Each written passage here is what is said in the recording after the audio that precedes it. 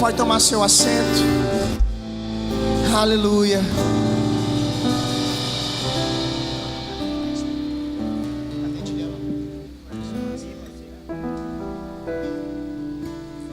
Você que trouxe sua Bíblia, ou seu tablet, ou seu celular, onde você tiver a sua Bíblia, abra ela no livro de 2 Samuel, capítulo 6, versículo 1 até o versículo 9.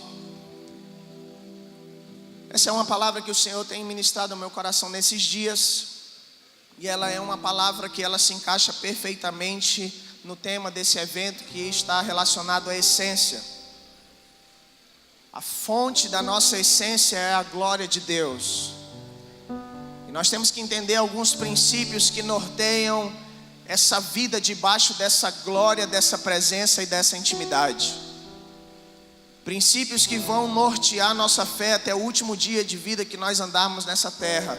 E nós não podemos nos apartar desses princípios, porque senão nós vamos perder a chance, a única chance que Ele nos deu, que é a única vida que nós temos, uma vida rápida e passageira, e nós vamos perder a rica graça e oportunidade de usufruir uma vida de intimidade, relacionamento, poder, glórias, experiências sobrenaturais da parte de Deus, porque não atentamos para os princípios que Ele estabeleceu na sua palavra.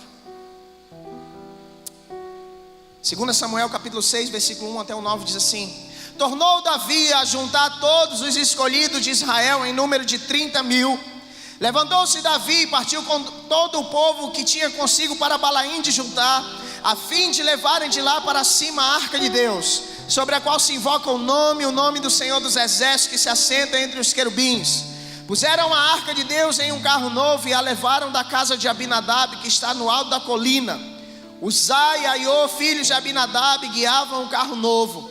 Levaram da casa de Abinadab, que estava no alto da colina, com a arca de Deus, e Aiô ia adiante da arca. Davi e toda a casa de Israel alegrava-se perante o Senhor com todo tipo de instrumentos de pau de faia, com harpas, com saltérios, com tamborins, com pandeiros e com símbolos. Quando chegaram a ele de Nacon, estendeu Uzá a mão à arca de Deus e a segurou, porque os bois tropeçaram. Então a ira do Senhor se acendeu contra Uzá, e Deus o feriu ali por essa irreverência, e morreu ali junto à arca de Deus. Davi se enfureceu porque o Senhor irrompera contra Uzá, e chamou aquele lugar Pérez Uzá até o dia de hoje. Temeu Davi ao Senhor naquele dia e disse: como virá a mim a arca do Senhor? O tema que eu coloquei nessa mensagem é: o que fazer? Você pode repetir comigo: o que fazer? Diga mais uma vez: o que fazer quando eu não consigo trazer a arca? Amém?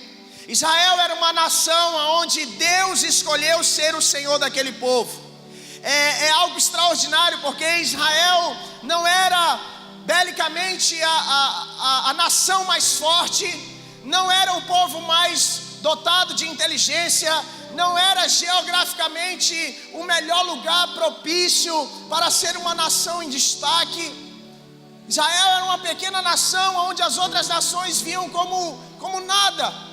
Uma geração de escravos, um povo que passou uma grande parte da sua história escravos de outras nações que os subjugaram. Mas ainda assim Deus olha para aquele povo e diz: eu vou ser o Deus que representa essa nação. Essa nação é especial para mim. Eu vou fazer coisas que o homem não é capaz de fazer, porque eles são meu povo. E você olha para as escrituras sagradas e você vê que Deus começa a fazer coisas inimagináveis e impossíveis de serem reproduzidas pelo homem. Ele faz o mar vermelho se abrir, Ele faz a sombra do sol retroceder. Ele via um anjo, e um anjo só mata milhares dos inimigos de Israel, para que o seu povo não precisasse levantar sequer uma só espada para lutar, porque quem pelejava pela guerra de Israel era o Senhor, porque Ele representava aquela nação. Eles tinham um privilégio e uma honra muito grande de ser esse povo onde era a menina dos olhos de Deus. Só que quando você olha para a história de Israel, o povo não valorizou o fato de ser povo de Deus.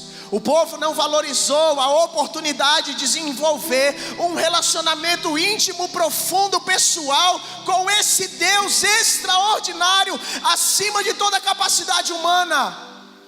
Eles começavam a se acostumar com a manifestação da glória de Deus e já perdiam os princípios de Deus. Hoje eu e você temos um privilégio que a nação de Israel não teve. Israel tinha apenas o sumo sacerdote, que uma vez ao ano entrava no Santo dos Santos para representar a nação e expiar os seus pecados. Hoje eu e você temos acesso ao trono da graça. Hoje eu e você somos o templo do Espírito Santo. Hoje Ele não habita mais em mãos humanas. Hoje Ele está em mim e em você. Dentro de mim, dentro de você existe um sopro da glória de Deus. Existe uma porção de graça que foi colocada sobre a sua vida. A minha pergunta é: o que isso tem feito de diferença em nossos corações? Muitas vezes não tem feito diferença nenhuma. Muitas vezes as nossas atitudes, elas são totalmente distorcidas e incoerentes com a fé que nós professamos. Nós que somos agora a habitação do Espírito Santo, nós que somos agora embaixadores do Cristo na face da terra, nós somos a representação máxima do céu na terra, como igreja do Senhor. E o que isso tem feito de diferença em nós, irmãos? Muitas vezes nada. Porque vivemos como se a vida fosse minha. Eu posso fazer o que eu quiser, porque a vida é minha.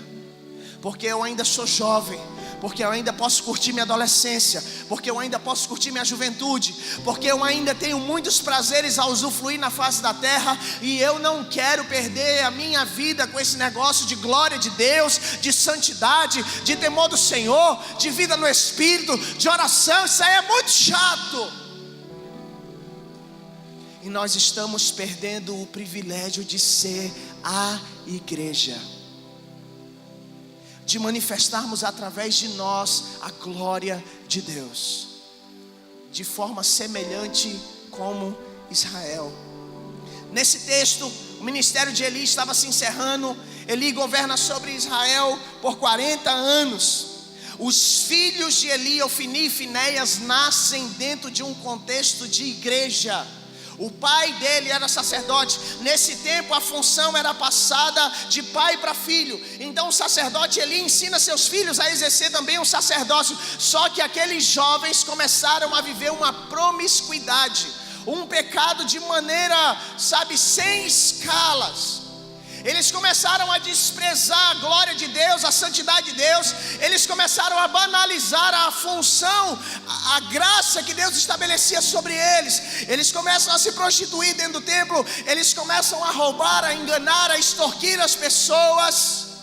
Eles começaram a desprezar a santidade de Deus e começaram a fazer as coisas de Deus relaxadamente. Eles não valorizaram a honra que Deus deu para eles. Se acomodaram, se acostumaram com aquilo que era santo, transformaram aquilo que era extraordinário em algo banal, o ambiente sobrenatural em algo natural, um ambiente de glória em um ambiente de podridão. Sabe o que tem acontecido nos nossos dias? Nós estamos nos aculturando a um ambiente de espiritualidade. O que é isso, Fabrício? Nós estamos nos acostumando com o ambiente de culto, achando que ambiente de culto é algo normal. Um ambiente de culto não é normal, porque culto que é culto, ainda que tenha uma liturgia estabelecida, ele é totalmente conduzido pelo Espírito Santo de Deus. Você sabe como começa, mas você não sabe como termina, porque quem dá direção é Deus. Isso é culto. O resto é reunião. Nós estamos nos acostumando a um ambiente de oração, a um ambiente de louvor, a um ambiente de espiritualidade, a um momento de unção, entre aspas. Sabe por quê?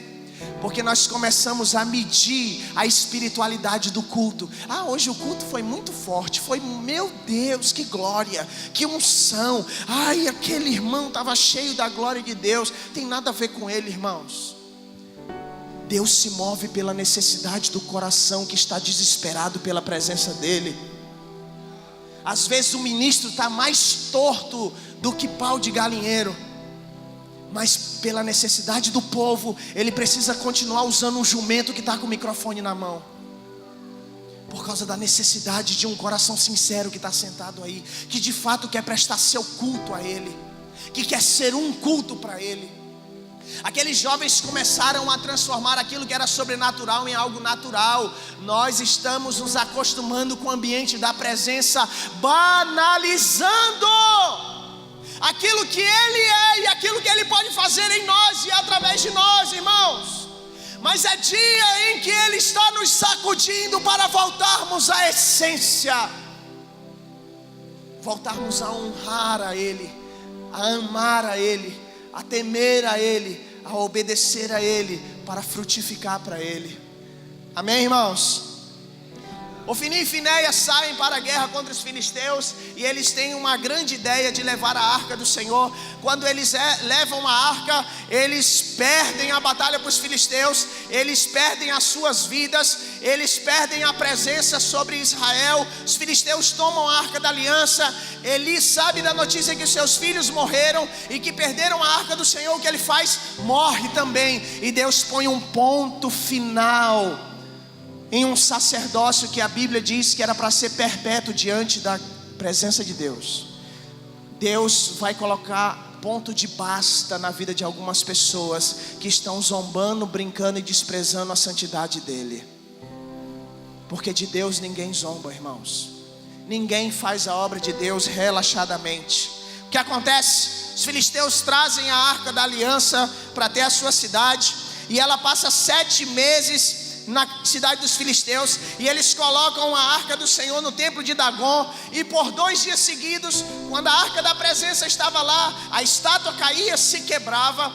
Aí nos 5 reinos dos filisteus que compunha, aí começou a vir uma praga, a peste negra, uma doença dos ratos. Começou a morrer um monte de gente, e o povo começou a ficar desesperado. Por que tudo aquilo estava acontecendo? Os reis começaram a chamar os adivinhadores, os feiticeiros, os curandeiros, para saber por que causa, motivo, razão, circunstância, tudo aquilo de desgraça, ruína e morte estava acontecendo. E eles tiveram um entendimento que era a arca da presença que estava trazendo toda aquela destruição. Quando nós não sabemos conduzir a glória de Deus, ela pode trazer morte. Morte emocional, morte espiritual, e pode se tornar morte física. Aqueles homens eram ímpios, eles tinham prazer no pecado, eles tinham prazer no engano, eles tinham prazer na maldade, eles não tinham intimidade de Deus, eles não tinham temor de Deus, e eles se propuseram a carregar a glória do Senhor. Sabe o que aconteceu? Desgraça, sofrimento e morte para aquela geração durante 7 meses. Depois de fazer as adivinhações, eles colocam a arca em cima de um carro de bois, e ela vai embora e chega até as terras de Josué, na cidade de Bet-Semes. E aí o povo israelita começa a fazer uma grande festa, começa a se alegrar porque a arca de Deus voltou. Aí sabe o que acontece? 70 curiosos, diga assim, 70 curiosos. Diga assim, meu irmão, fique esperto, não seja um curioso num ambiente de espiritualidade. Os 70 curiosos, quando viram a arca do Senhor chegando, disseram: rapaz, vamos ver o que tem dentro desse negócio aqui. Eu tenho uma curiosidade tão grande. E a Bíblia diz que quando eles se propuseram a olhar dentro da arca, morre os 70 de uma vez só. A glória de Deus não é para ser vista, a glória de Deus é para ser sentida. A glória de Deus não é para ser um atrativo para expectação. A glória de Deus era um ambiente para gerar transformação na minha e na sua vida. A glória de Deus, ela invade o meu ser e ela transforma em quem eu era para quem eu sou. E quem eu sou agora? Eu sou alguém que procura se parecer com Ele a cada dia mais. Quando nos tornamos espectadores da glória de Deus apenas por curiosidade, apenas para saber que movimento é esse, você corre um grande risco, meu querido. Um grande risco. Se permita ser tocado pela glória de Deus. Se você já deu oportunidade para vários ambientes que o mundo te ofereceu como proposta, se proponha de fato a mergulhar no rio de Deus, a ter uma experiência extraordinária, única e sobrenatural com o Jesus, o Messias. Deixe a glória de Deus transformar quem você é.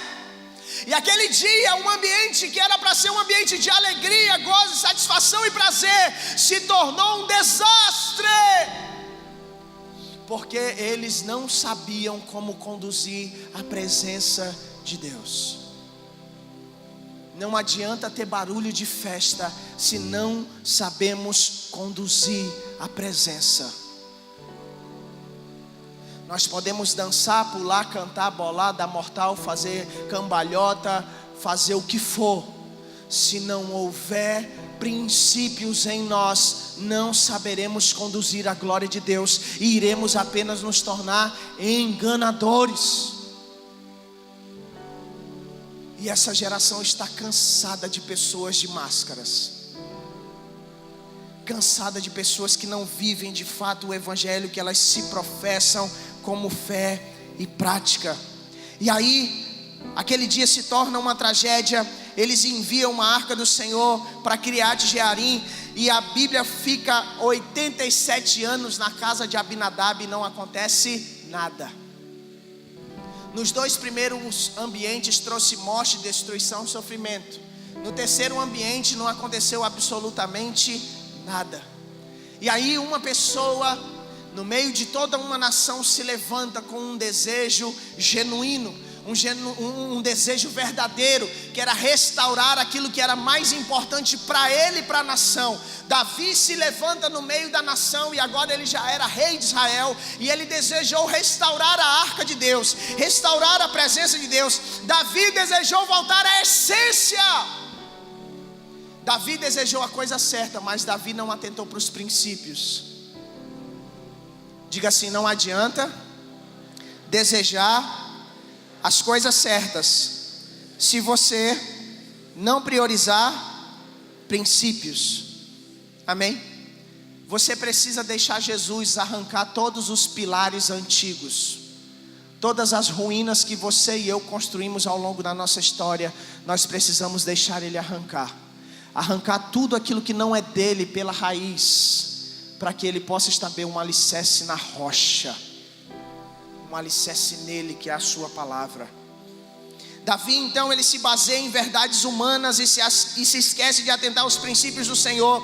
E aí Davi vai procurar ajuda de pessoas que estavam adaptadas a manusear os utensílios sagrados que era a arca de Deus. Ele vai até a casa da família de Abinadab e pergunta como é que a arca chegou, como é que eles conduziam, como é que eles manuseavam. E ele esqueceu de olhar para a lei, aonde Moisés estabeleceu os princípios de como manusear, conduzir as coisas que eram sagradas e consagradas ao Senhor. Mas Davi preferiu ouvir pessoas que estavam adaptadas. Sabe o que tem acontecido nos nossos dias?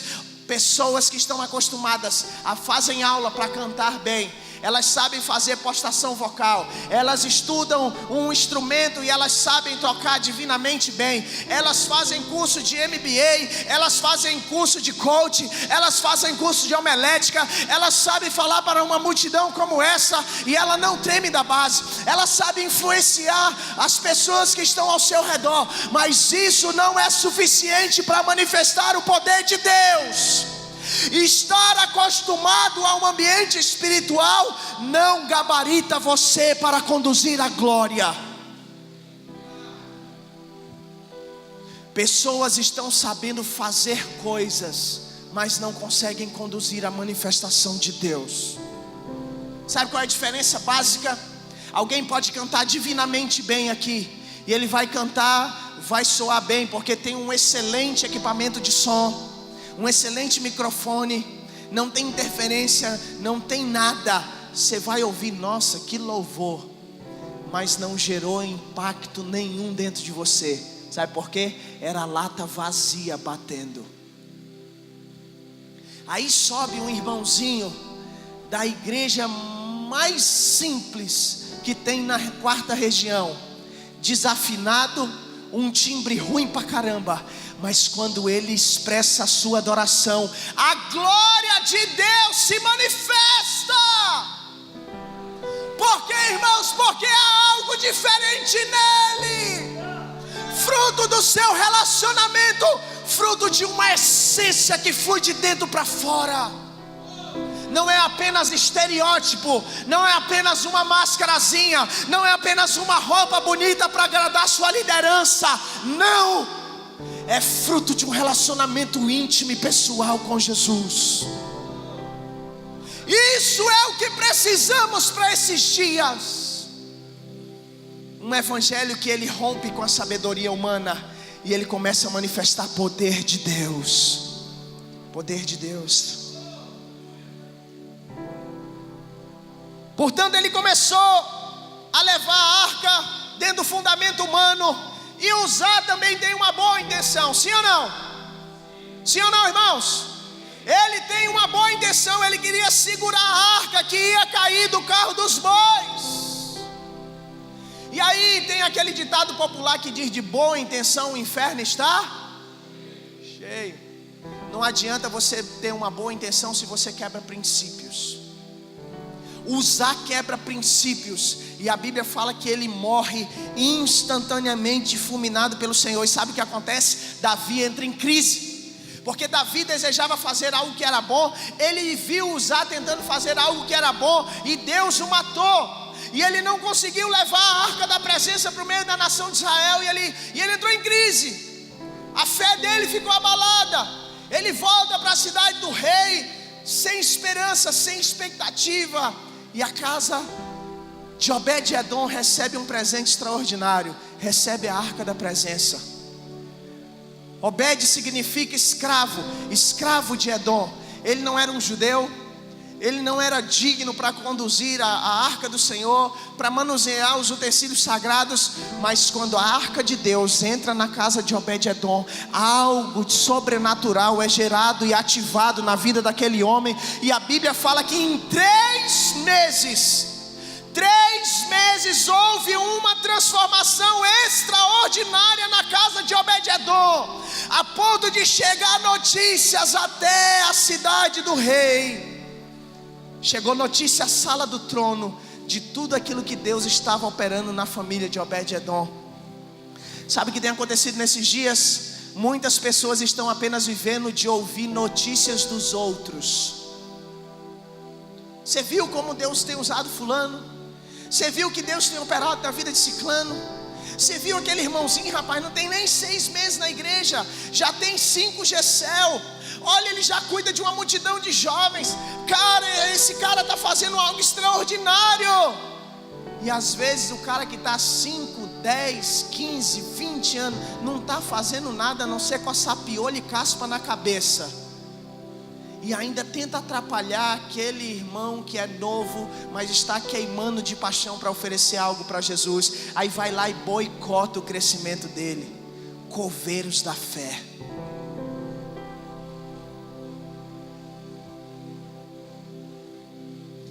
Sabe algo extraordinário que Davi faz? Davi ouve notícias de Obed-Edom. E em 3 meses algo extraordinário estava acontecendo na casa daquele homem, naquela família. Davi não fica com inveja, Davi não entra em crise, Davi não tenta boicotar nada que estava acontecendo na casa de Obed-Edom. Pelo contrário, a notícia que ele ouviu da manifestação da presença na casa de Obed-Edom gerou no coração dele um desejo de resgatar algo que ele havia perdido. O que eu quero da parte de Deus gerar no seu coração? Ativar algo que você tinha perdido. O desejo de permanecer na essência do Cristo, daquilo que Deus já tem gerado em você. Davi deseja resgatar novamente a presença de Deus, que era a arca da aliança. Mas agora ele não vai do mesmo jeito que ele foi da primeira vez. Ele restaurou princípios no seu coração. Ele queria a coisa certa, mas queria voltar do jeito certo. E ele volta para Obed-Edom. Ele só precisava trazer a arca nos ombros dos levitas e sacerdotes. Mas ele decide fazer algo diferente. a cada 6 passos, ele levantava um altar, oferecia holocausto e sacrifício. Mais 6 passos, tudo de novo. Mais 6 passos, tudo de novo. Mais 6 passos, tudo de novo. Da casa de Obed-edom até a cidade do rei. Ele não se importou com quanto tempo demorou. Ele não se importou quanto que iria custar do seu tesouro pessoal. Ele não se importou com o que iriam falar dele pelo fato dele não estar com as suas vestes reais. Ele não se importou com ninguém. A única preocupação que ele tinha era restaurar aquilo que satisfazia seu coração: a presença de Deus, a arca que representava a glória de Deus. Sabe o que tem acontecido? Nós temos esquecido que conduzir a glória de Deus não é algo fácil. Para conduzir a glória de Deus existe uma palavra que precisa estar cravada em nós, que se chama renúncia. Diga assim, renúncia. Diga assim, sem renúncia não tem glória. Se você não renunciar nada, você não vai usufruir nada que a glória pode gerar na sua vida e através dela. Mas Davi entende isso. Ele entende que ele precisava renunciar tudo para que ele conseguisse conduzir novamente a glória de Deus. Nossa geração está passando por um processo semelhante. Ela se acomodou, se estagnou nos momentos de glória, nas sensações, nos sentimentos, mas não experimentam a habitação da presença. Muitas vezes estão como Uzá, uma geração adaptada, acostumada por já ter visto, sentido, até usado por ele. Porém não houve transformação, não houve restauração, não há entrega, não há renúncia, não gerou temor, não há sacrifício, e por isso continuam como Uzá, diante da glória, mas experimentando um ambiente de morte emocional, espiritual e física. Estamos como igreja, e a Bíblia diz que aonde 2, 3 ou mais estão reunidos no nome dele, ele está presente. Muitos estão aqui num ambiente onde a igreja está reunida, um ambiente de glória, mas estão experimentando morte. Estão no lugar certo pelo princípio errado. Sabe o que você vai encontrar aqui? Apenas frustração, angústia e vazio. Você entende o que eu estou falando para você? Nós não podemos deixar de usufruir da glória de Deus quando estivermos em um ambiente como esse. Quando você estiver no seu quarto, quando você estiver em cima da sua moto, dentro do seu carro, em cima da sua bicicleta, andando de patins, jogando videogame, não sei, qualquer lugar que você se propor a ter o princípio certo, com a motivação certa, ele vem. Ele vem, irmãos. Quantas vezes eu estava em cima da minha bis com a minha mulher, e a gente começava a cantar uma canção em cima da moto, parava num sinal, começava a chorar, parecia 2 doidos. Oh meu Deus, xarabá, caralho. Pessoal da parada de ônibus, tudo. Aqueles 2 ali estão meio com problema, rapaz. Mas nós estávamos sedentos e desesperados para buscar a glória de Deus. Às vezes eu chegava em casa e a Glória estava lá desmaiada na pia da cozinha, lá deitada, chorando. Eu digo, meu Deus, o que aconteceu, mulher? Ela, oh, meu Deus. Eu digo, tá bom, tá de boa. Desespero. Nós precisamos ser desesperados pela presença de Deus, irmãos. Nós parece que estamos desesperados apenas por aquilo que esse mundo tem a nos oferecer. Nós parece que estamos vendo apenas prazer no beijo, no sexo, na imoralidade, na masturbação. Vemos prazer em ter coisas de marca. Vemos prazer em andar nos lugares em que as pessoas dizem que é interessante andar. Mas quando falamos em um ambiente de glória e espiritualidade, isso não traz expectativa em nós. Muitos que vieram para cá gastaram muito dinheiro, mas só vieram para cá para olhar as menininhas de outra região, de outra igreja. Muitos vieram só para falar besteira, palavrão, desobedecendo, desonrando a liderança. Muitos vieram para cá só para jogar bola, para curtir. E estão num ambiente propício a usufruir do sobrenatural e do extraordinário de Deus, mas estão se limitando a coisas tão pequenas que não vão fazer diferença nenhuma na eternidade para nós. Ei, desperta você que está dormindo nesses dias. Deus deseja fazer coisas extraordinárias em nós e através de nós. Muitos estão como Davi naquele primeiro momento, frustrados, angustiados, depressivos, em crise, sem saber o que fazer e nem como fazer. Estão perdidos, perturbados, pois ainda não entenderam que as suas verdades vão lhe levar apenas a um lugar. Vou repetir de novo para você. As suas verdades que você construiu fora das escrituras só vão te levar a um lugar, a lugar nenhum. Você vai passar anos e anos rodando como o povo de Israel rodou no deserto, sem necessidade, porque não entendeu os princípios de Deus. Se você não deixar os princípios de Deus se tornarem o trilho da sua caminhada, você não vai chegar a lugar algum. Passa ano após ano, ano após ano, e nada acontece na sua vida. Você sempre está no mesmo lugar, você sempre está com o mesmo problema, você está sempre com as mesmas crises, você está sempre com as mesmas dificuldades, enquanto os outros que estão no mesmo ambiente que você estão voando. Enquanto você está se contentando em andar.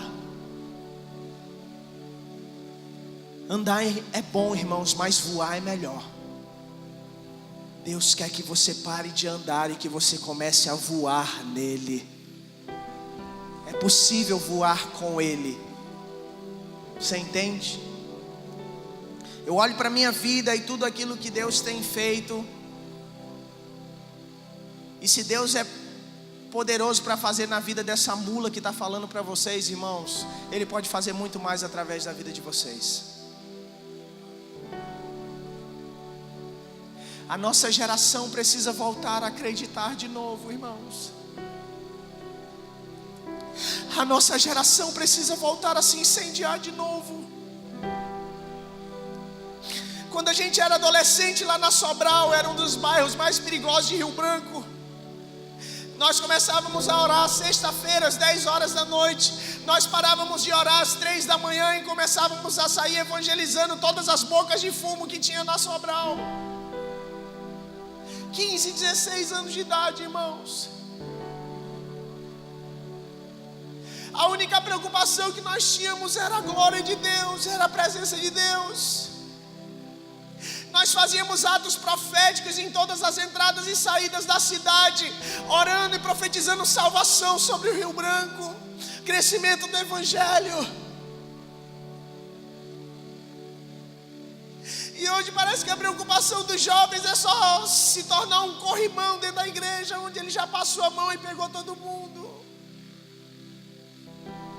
A preocupação é só ter coisas desse mundo.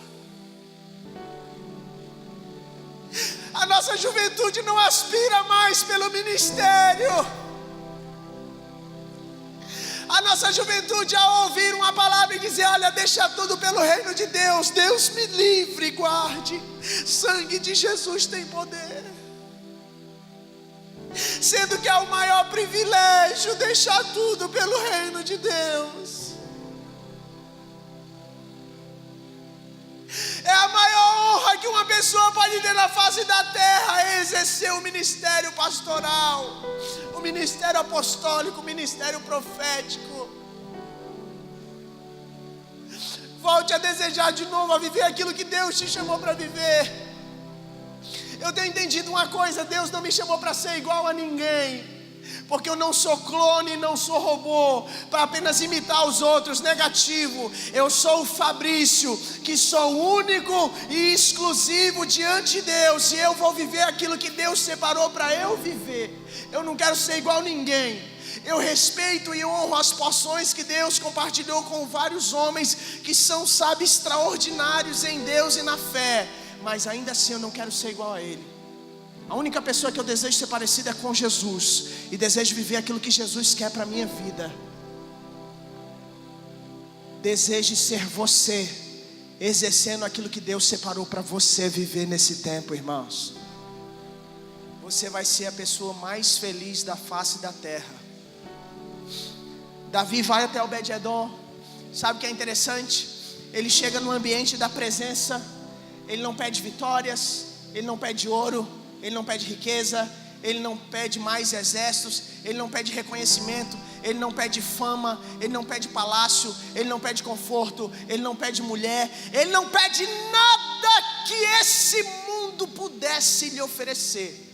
A única coisa que ele desejava era a presença de Deus, que era representada pela Arca da Aliança. Era a única coisa que ele desejava. Quando Davi alcança o desejo do seu coração, algo interessante, não só Davi foi abençoado, mas Davi e toda a nação de Israel usufruiu dos benefícios da presença de Deus. Sabe o que isso significa para nós? Que quando nós entendermos o princípio e a motivação e deixarmos Deus operar transformação através da glória em nós, todos os que estiverem ao nosso redor, em todos os ambientes em que nós frequentarmos, serão impactados pelo poder de Deus. Você entende o que eu estou falando para você? Se você entender essa mensagem essa noite, se você deixar o Senhor gerar novamente um desespero pela essência, pela presença, restaurando o princípio e a motivação, todos os que estiverem ao seu redor beberão da fonte que jorra na sua vida. Sabe o que pode acontecer? Como aquela mulher que bebeu daquela fonte, uma prostituta, que se deitou com 5 homens casados, e ela experimenta a glória de Deus. No primeiro momento que ela experimenta a glória de Deus, ela sai daquele lugar e ela ganha uma cidade inteira. Quantos jovens tem aqui? Uns 600 por aí. Imagina o que pode acontecer na 4ª região, se cada um de nós entender da mesma forma que aquela mulher entendeu quando experimentou a presença de Jesus. Não vai ter mais hotel suficiente para fazer convenção, irmãos. Você entende o que eu falei para você? Você não está entendendo o que eu estou falando para você. Se você entender que você é um propagador da glória de Deus, você influencia a sua casa, você influencia a sua rua, você influencia seu bairro, seu município, seu estado, seu país e outras nações. Aquele movimento Céu na Terra em Brasília, aquele moço estava lá na Câmara dos Deputados recebendo honrarias, porque ele se tornou um adorador no meio da rua e começou a pregar o Evangelho. Aquela é a porção que Deus chamou ele. Eu não sei qual é a que te chamou, mas faz alguma coisa. Existem milhares de milhares cambaleando a passos largos para o inferno, e você não está fazendo nada. Vamos fazer alguma coisa, irmãos, para resgatar aquilo que é mais valioso para o Cordeiro, que são pessoas. Quando entendermos isso, a nossa vida muda completamente. Esse lugar, essa noite, de maneira profética, durante esses 3 dias, representa Obed-edom. Obed-edom representava o lugar onde estava a Arca da Presença, e a presença de Deus está aqui porque a igreja do Senhor está reunida aqui. Esse lugar representa Obed-edom. Mas é dia de reconhecer os caminhos, as maneiras, as ações e reações que estavam fora dos princípios de Deus. Hoje é dia de resgatar o seu maior desejo, de ter novamente a presença, não apenas por mais um culto, não apenas por mais um conjuve, mas que você e eu nos tornemos habitação da glória de Deus. todo dia, de maneira constante, crescente, experimentando mais e mais daquilo que Deus tem para nós como seus filhos. Amém? Se coloque de pé.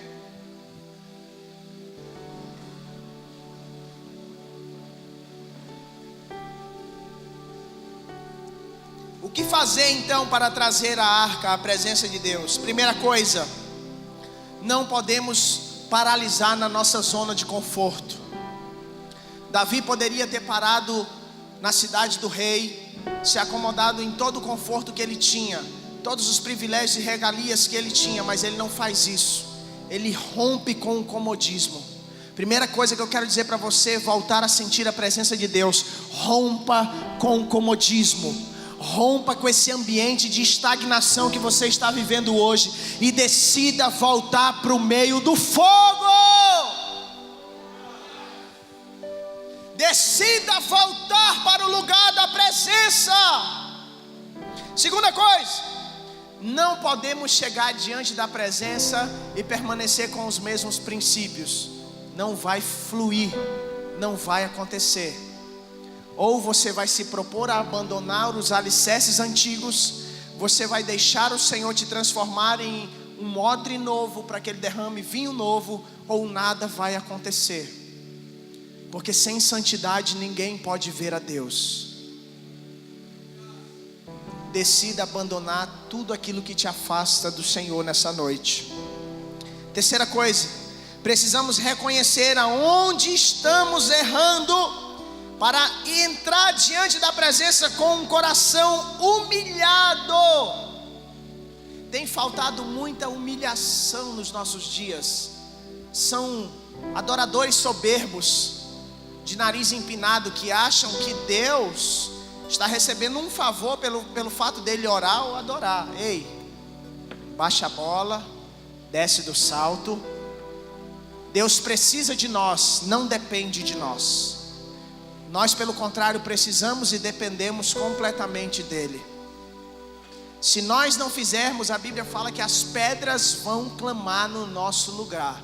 Eu não quero ser tocado por uma pedra. Não. Eu não tenho medo de nada. Eu não tenho medo de morrer. Eu não tenho medo de adoecer. Eu não tenho medo de perder minha filha. Eu não tenho medo de perder minha mulher. A única coisa que eu tenho medo na face da terra é de viver essa vida e não cumprir o propósito que Deus tinha para mim. Esse é o maior medo que eu tenho no meu coração.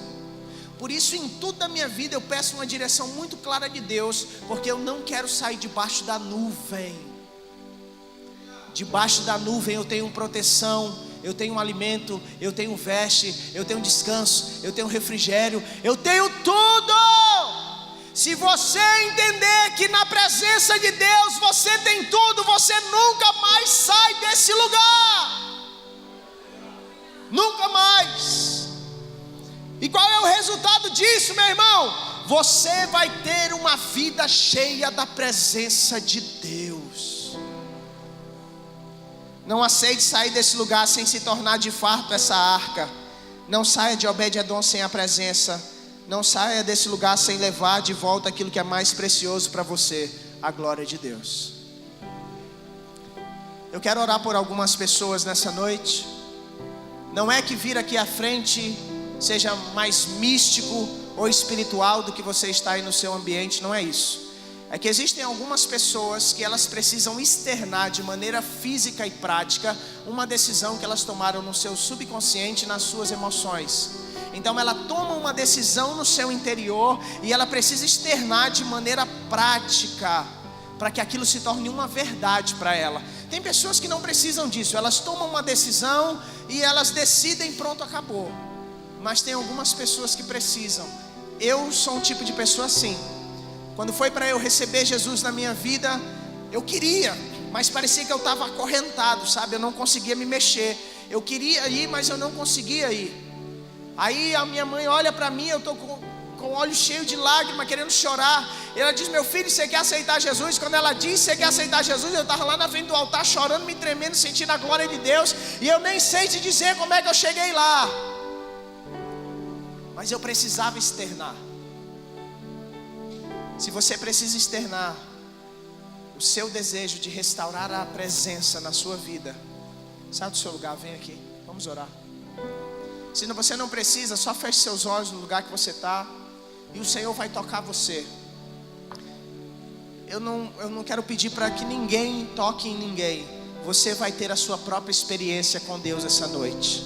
Se você nunca teve uma experiência, essa noite você vai ter. Se você já teve uma experiência e não teve mais, você vai ser restaurado em Deus. Mas algo extraordinário, profético está sendo ativado nessa noite. Vamos voltar à essência. Esses 3 dias aqui nesse lugar vai ser um tempo de ativação de ministérios que estavam paralisados e estagnados. E Deus vai gerar um rompimento para essa geração.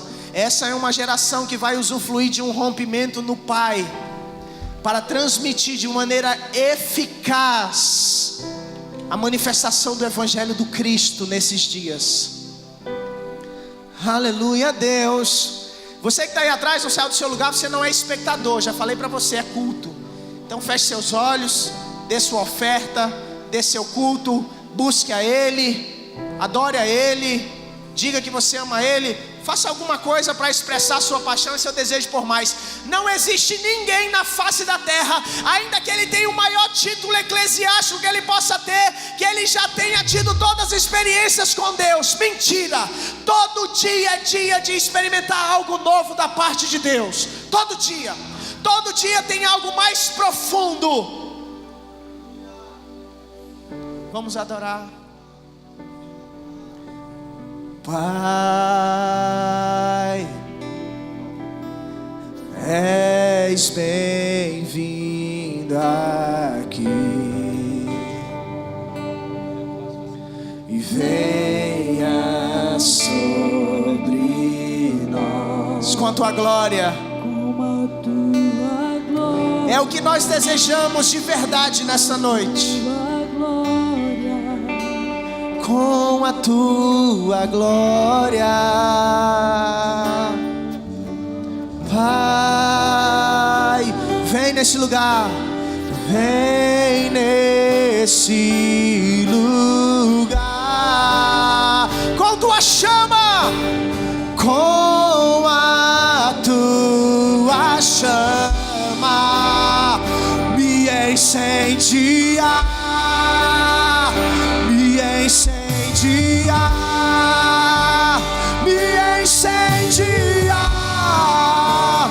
vou deixar queimar, deixe queimar o seu interior, deixe queimar o seu coração, flua nele novamente. Vou deixar queimar, e vou deixar queimar, vou deixar queimar meu coração. Seja cheio, seja tocado por essa presença gloriosa, seja tocado por esse rio, que ao mesmo tempo que traz refrigério, ele queima, ele consome. Oh,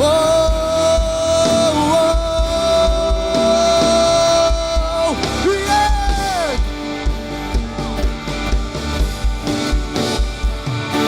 E vou deixar queimar, vou deixar queimar, vou deixar queimar meu coração. Flua nele. Vou deixar queimar, deixe queimar, vou deixar queimar, volte a essência, vou deixar queimar meu coração, vou deixar queimar, eu vou deixar queimar, vou deixar queimar meu coração.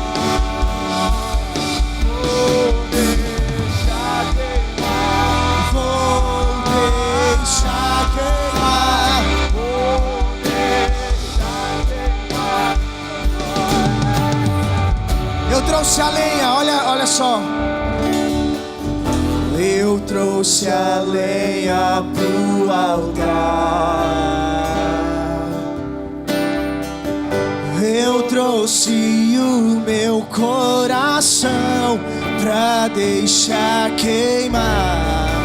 Eu trouxe a lenha pro altar. Traga as lenhas essa noite. Eu trouxe o meu coração pra eu sou a lenha. Eu sou a lenha. Eu sou a lenha. Você é a lenha no altar. Deixe queimar. Deixe queimar. Pra deixar queimar. Wesley experimentou esse fogo. A geração de Wesley experimentou. A geração do Fabrício vai experimentar. O meu coração vai deixar queimar. Lenha pro altar. Traga a lenha pro altar nessa noite. Eu trouxe o meu coração pra deixar queimar. Vem com teu fogo. Vem com teu fogo aqui. Vem me consumir. Vem me consumir. Aumenta o fogo, aumenta o fogo, aumenta o fogo. Deixa ele aumentar. Aumenta o fogo, aumenta o fogo, aumenta o fogo. Suas vozes. Aumenta o fogo, aumenta o fogo, aumenta o fogo. Diga! Vou deixar. Vou deixar. Diga!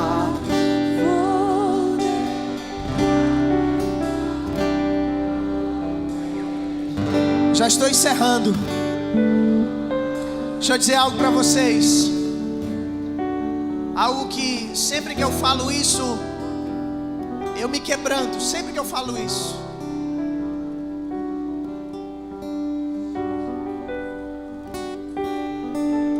Se a recompensa de no grande dia você poder olhar diante dos olhos de Jesus não for suficiente para te fazer ser fiel, obedecer, ter uma vida de oração e de renúncia, nada das coisas que Ele pode te proporcionar vai ser. Kalasure chokana horiase.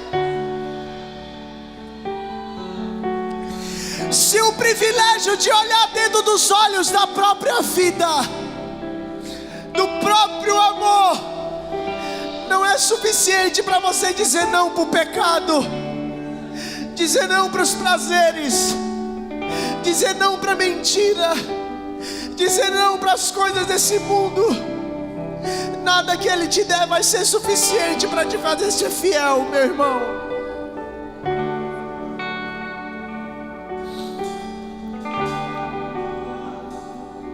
Aleluia. Vamos cantar novamente aquela canção. Essa canção ela tem queimado muito no meu coração esses dias, porque eu deixei a minha família, vou deixar de novo agora. A minha sobrinha nasceu, hoje ela está com 3 anos, eu não vi o crescimento dela. Essa fase nunca mais vai voltar, eu nunca mais vi, eu não vi e nunca vou ver. As brincadeiras que ela fez quando era criança, primeira vez que ela engatinhou, eu não vi.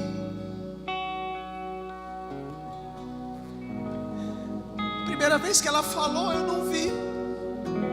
Quando eu cheguei do campo, a minha sobrinha, ela me via como um estranho, porque ela não se relacionou comigo. Eu fiquei triste, sabe? Eu disse, mas essa é a minha oferta para você, Jesus. Eu queimei minhas carroças para ir. Eu afundei os meus barcos no cais para ir. E eu não me arrependo de nada. porque esse é o maior prazer da minha vida, porque Ele fez muito mais por mim do que eu por Ele, e tudo aquilo que eu me propus a fazer nessa terra por Ele é insignificante diante do que Ele fez. Então aquilo que eu faço por Ele não é grande, não é nada, é só o mínimo. Vamos adorar Ele com essa canção para encerrarmos.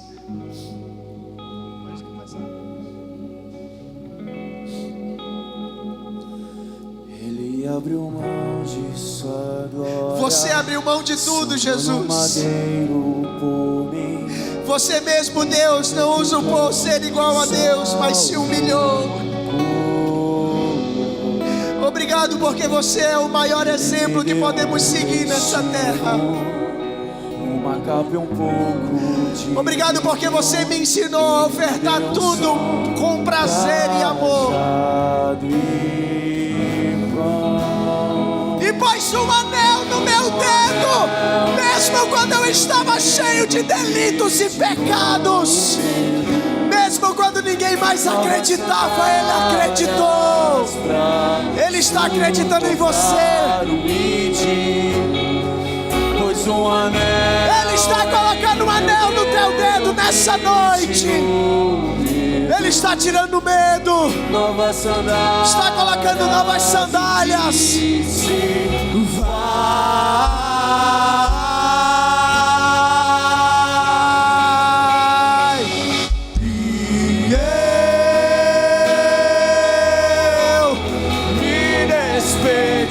Dos meus pais, queimei minhas carroças e eu afundei meus barcos no cais. E eu, diga pra ele.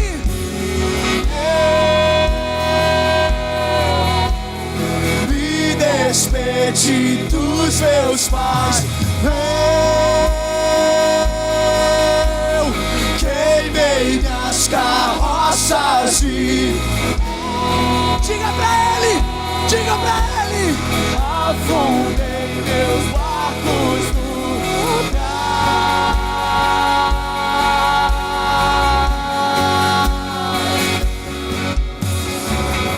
Pra onde eu irei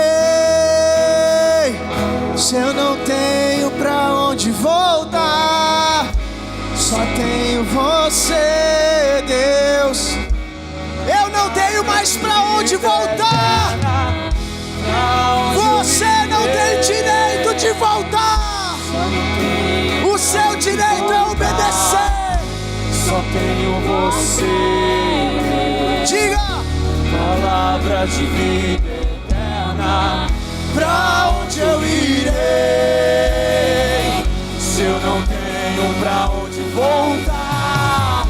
Só tenho você, Deus.